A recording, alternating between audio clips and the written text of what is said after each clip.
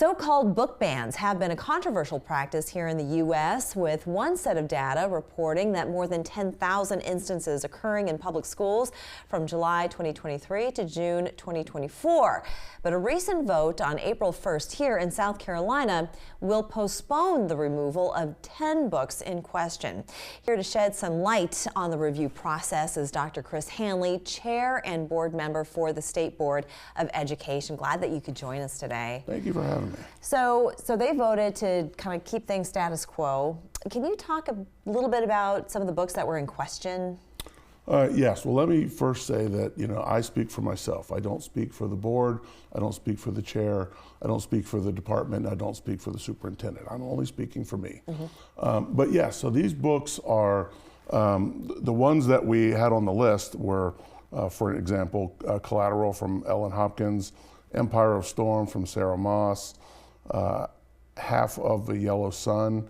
And what makes those so controversial? What is the content in there that is in question? So each of those books, even though the percentage of the book that may deal with this may be small, they all contain graphic descriptions of sexual acts, such that they meet the definition based in South Carolina statute that they are in fact sexual content, and by a regulation that we passed a year ago, they are not to be maintained or retained in South Carolina schools.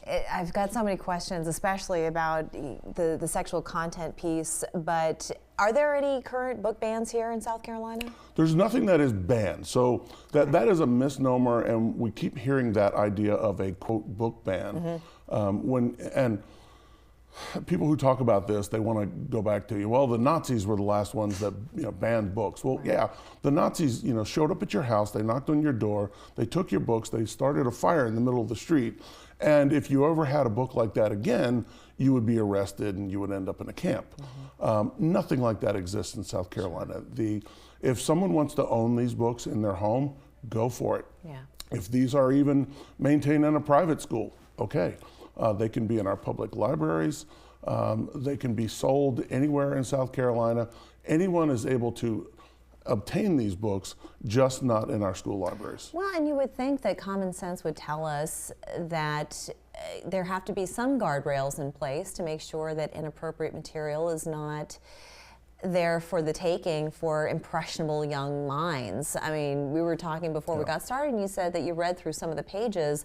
You could not get the imagery out of your head of these very graphic sexual scenes that were portrayed through these words. Exactly. So what is the argument then to allow these books to sit on the shelves at any price? So the argument is that, okay, well, this is censorship.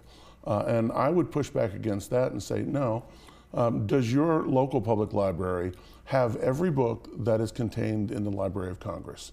And the answer is no, and that's for many reasons. There's cost. You can't afford to own every book in the Library of Congress.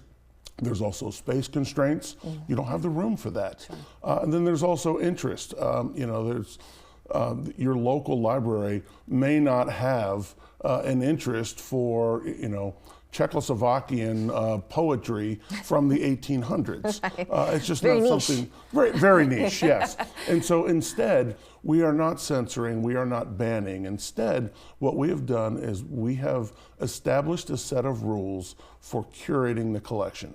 Someone at your local library has always made the decisions about curating the collection.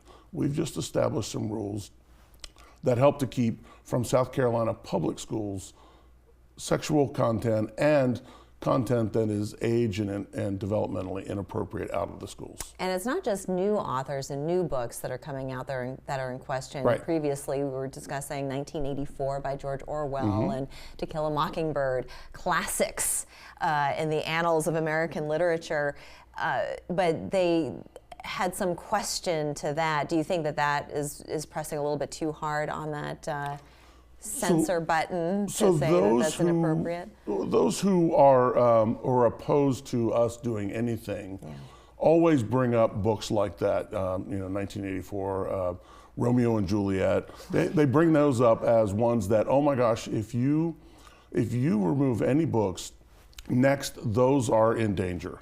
What can parents do if they're concerned?